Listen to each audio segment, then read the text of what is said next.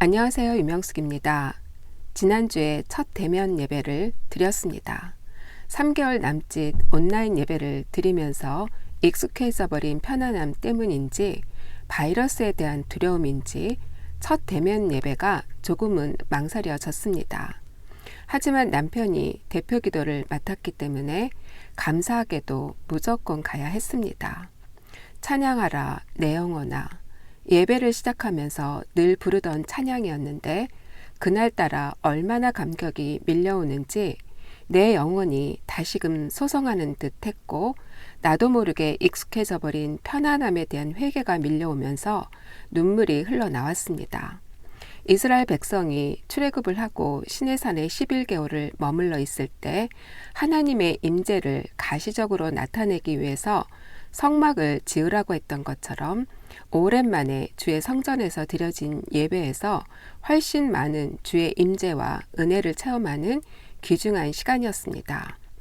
오늘 소개해드릴 묵상 에세이집은 하용조 목사님의 기도하면 행복해집니다 라는 책입니다. 예수님의 생애가 담겨져 있는 사복음서를 보면 예수님이 수많은 무리에 휩싸여 사역을 하신 후에 그들과 떨어져 혼자 기도하시는 모습을 종종 볼 수 있습니다. 하나님과 독대하는 시간을 가지신 거죠. 저자는 이러한 주님의 모습을 소개하면서 절대 고독과 두려움을 넘어 하나님을 만나라고 권면해주고 있습니다.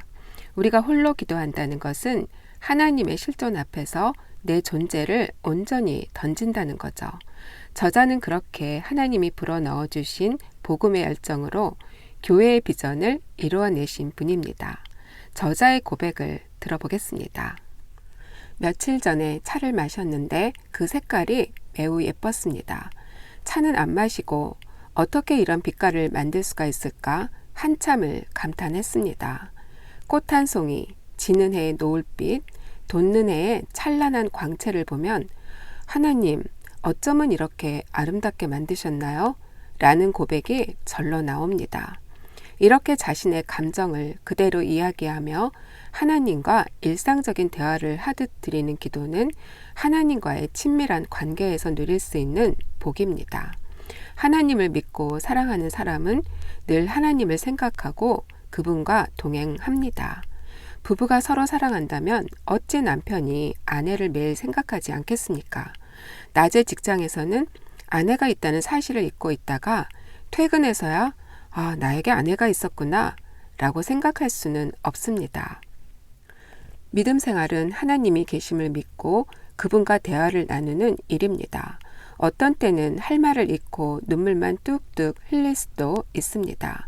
때로는 그런 기도가 하나님과 나누는 진실한 대화일 수 있습니다. 하나님은 말을 많이 해야 들으시는 분도 아니고 큰 소리로 말해야 들으시는 분도 아니며 화려한 언어로 기도해야 감동하시는 분도 아닙니다. 하나님은 마음의 기도를 들으십니다. 하나님의 성품에 기댄 진실한 기도는 하나님과 우리를 연결하는 생명줄입니다. 오늘 여러분들과 함께 나눌 묵상의 제목은 주님은 원통한 자의 분기시요 피난처이십니다. 다윗은 사울에게 쫓기면서 망명생활을 하던 중 엔게디 광야에 머물게 됩니다. 그 사실을 알게 된 사울이 군사 3,000명이나 이끌고 다윗을 찾아 헤매죠. 그때 다윗은 굴 안에 숨어 있었고 그 안에서 간절히 기도를 합니다. 나의 부르짖음을 들으소서. 나는 심히 비천하나이다. 나를 핍박하는 자들에게서 나를 건지소서. 그들은 나보다 강하나이다. 내 영혼을 옥에서 이끌어내사 주의 이름을 감사하게 하소서. 주께서 나를 갚아주리니 의인들이 나를 두루리이다. 아무도 돌볼 사람 없는 자신에게 주님이 피난처시요 분깃이 되어달라고 간절히 기도를 한 거죠.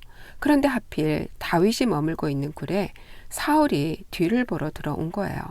사울을 죽일 수 있는 절호의 찬스가 온 거죠. 하지만 다윗이 어떻게 하나요? 여호와의 기름 부음 받은 자를 치는 것은 여호와께서 금한 것이라고 하면서 사울의 겉옷자락만 가만히 뵙니다. 결국 사울은 내가 오늘 내게 행한 일로 여호와께서 내게 선으로 갚을 것이라는 소원을 하게 되죠. 하나님만을 믿고 의지했던 다윗에게 형통의 길을 열어주신 겁니다. 이번 주 첫 대면 예배에 텅 빈 예배당을 바라보면서 가슴이 먹먹했습니다. 코로나 이후 세상은 변할 것이고 우리가 필요에 의해 선택한 방법이지만 완전히 예전으로 돌아가기란 쉽지 않을 듯 싶습니다. 세상에서도 재택근무가 대세라고 하죠. 지금 이 시점에서 우리가 주님께 간구해야 될 것은 무엇일까요? 요즘 주식시장의 열기가 뜨거운데 그들은 펀더멘탈을 무시한다고 합니다. 단지 앞으로의 기대감만을 갖고 투자를 한다고 하는데 우리는 어떤 마음을 갖고 교회의 미래를 바라봐야 할까요? 예배 시간 내내 그 생각이 머리를 떠나지 않았습니다. 우리 믿는 자들의 펀더멘탈은 무엇일까요? 그냥 막연한 기대감으로 교회의 미래를 바라봐야 할까요? 다윗도 여호와께서 말씀하신 것은 지켜 행했습니다. 성경 66권을 통해 여호와께서 우리에게 명하신 것은 한마디로 무엇일까요? 마음을 다하고 목숨을 다하고 뜻을 다해서 하나님을 사랑하고 내 이웃을 내 몸과 같이 사랑하라. 이 어려운 시기에 이것을 실행하기 위해서 우리 각자가 자신의 위치에서 무엇을 해야 할까를 조용히 묵상하며 주님께 간절히 부르짖어야 함을 생각해 보았습니다. 팀 체스터 목사님은 이렇게 말씀을 하시네요. 하나님은 우리의 간구를 들어주실 뿐 아니라 그보다 더 큰 뜻을 이루시는 분이다 라고요. 막연한 기대감으로 부르짖는 게 아니라 우리의 펀더멘탈이 무엇인지를 깨닫고 보다 구체적으로 하나님의 소원을 이루어드리는 교회로 거듭나기를 간절히 소원합니다. 여러분들 다음 시간까지 샬롬.